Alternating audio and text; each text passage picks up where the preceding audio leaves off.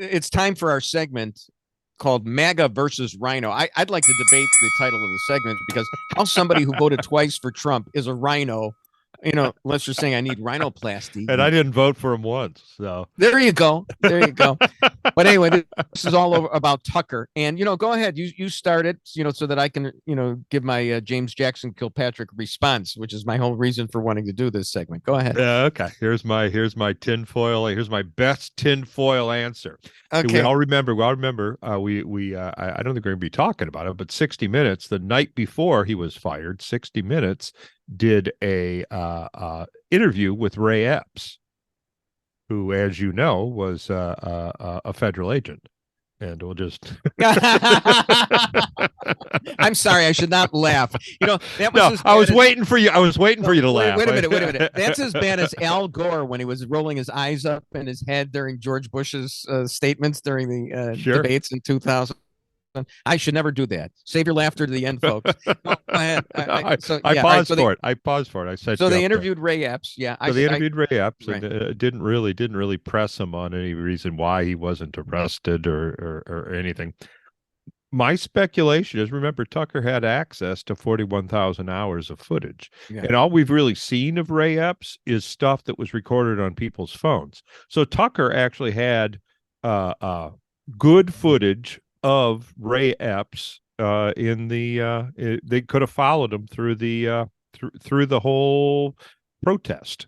So my speculation, and if you remember, Tucker was he says, "Oh, we got lots more footage coming." He ran the Q shaman, and then said, "Oh, we got lots more coming this week," and he didn't. And the word was that Fox said, "No, that you're done. That's all you're running. You've caused enough trouble, Mr. Carlson." And so he went along with it. And my suggestion is, these segments are only 12 minutes. If you filibuster long enough, I won't get a chance to respond. But go ahead. Actually, I was stretching. Yeah. All right. So anyway, so that's my speculation. He was going to run a Ray Epps segment with actual footage and address the questions that 60 Minutes did not. Yeah. All right. Tim, you insolent slut. Pardon my Dan Aykroyd. I'm glad, this is basically a sotto voce or sub rosa, whatever, admission on your part that what Tucker came up with was absolutely bupkis. And that's a reason that he should be fired. I'm not saying it is the reason that he was fired, but he should be fired because after all the hoopla and everything like that, it was worse than Al Capone's vault. He ran 6 minutes or something like that at the end, carefully edited footage, and didn't say anything about the 54 minutes before that. And that is a reason that, if you have any journalistic ethics, Tucker Carlson should be fired in the absence of evidence that you are free to bring up at any time, and to prove that they put the clamps on the further evidence that they were going to have of Ray Epps singing Deutschland über alles or whatever he was doing, on the other tape. I don't think it actually exists, but and we can't really go further on that because I can't prove.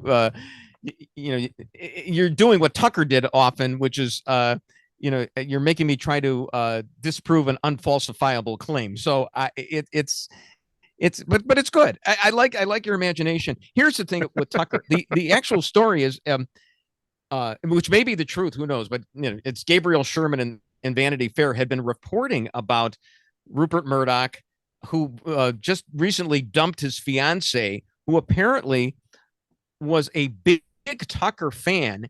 And it was kind of like biblical zealotry on her part. She believed like he was a savior, and she's very biblical. And Rupert, what's Rupert? He's a guy, dollars and cents guy. He is the slot machine that's ready to hit at any moment. That's what he is.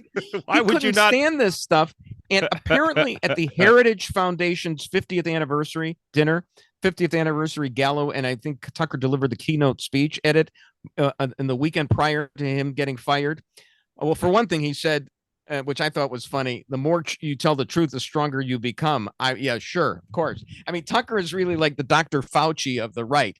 He lied to his constituents for their own good. All right, I get that. But then he apparently at the Heritage Foundation said that he wanted to take a moment to pray because he felt, that the country was going to hell in a handbasket. And, a lot of us agree with that, and a lot of us might agree with the prayer. You know who doesn't like the idea of prayer and the Bible and zealotry and a fiance who talks that way? It's Logan Roy, Rupert Murdoch. Yeah, he didn't like it. So that is as plausible an explanation, and that may be a stretch. So he would burn $1 billion just out of spite.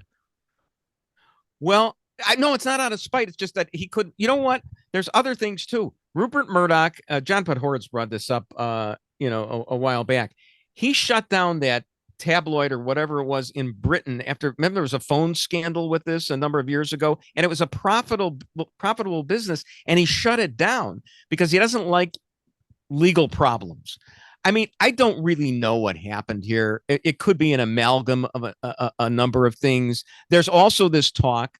If you read it, like the Wall Street Journal, which is owned by Rupert Murdoch, and the New York Times even had a story, which was New York Times had a story yesterday, which made me want to sympathize with Tucker because it was like he said all these things in these Dominion found out all this stuff in was redacted, for public consumption, but it was basically him swearing and talking about female executives. Using the C word for C-suite executives, which seems to me, and this is something that he that really ticked people off, and that's another reason for him getting fired. But who knows? If it's the legal trouble, why is Hannity still there? I mean, Hannity. I think Tucker never really said anything about the being a bunch of crap, the election stuff. He's totally been taken out of context. Hannity, I believe, was actually saying literally that it was crap. You know what? You know who it was? It was Lou Dobbs, whom they got rid of. There were like 19 instances that were brought up by Dominion. And like 12 of them came from Lou Dobbs, his schmuck who's on the weekends, and Maria Bartolomeo and her. Tucker. Is she still there? She's still there. Tucker, Hannity is just a dupe. He'll just sit there and listen to somebody. The problem, according to the court, and I'm not saying this would have stood up if this had ever gotten to the Supreme Court, is that there was no pushback whatsoever by the big names. And now Chris is telling me Lou Dobbs was the highest rated show on Fox Business. That's Fox Business, okay? It's not Fox, okay? So I mean, it's fine. It's Lou Dobbs. I mean, he's a nutcase too. So but Tucker is coy.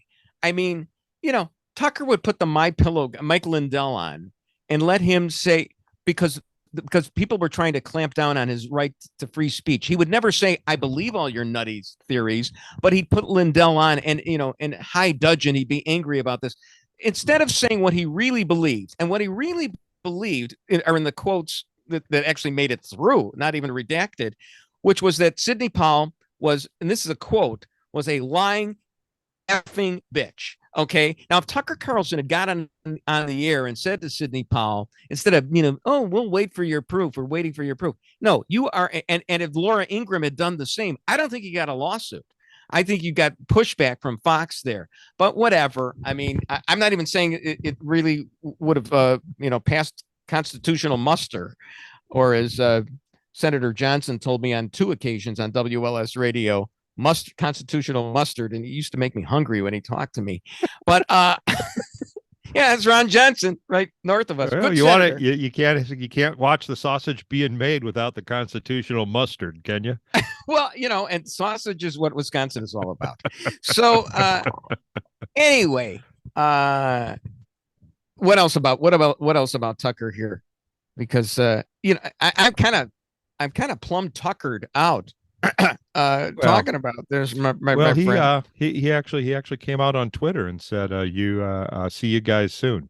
And there's talk, there's an undercurrent that Tucker may be talking with Elon Musk right now about possibly using Twitter as his new platform, which would be really interesting. His little explanation of what had happened on Twitter got 11 million views as of this afternoon.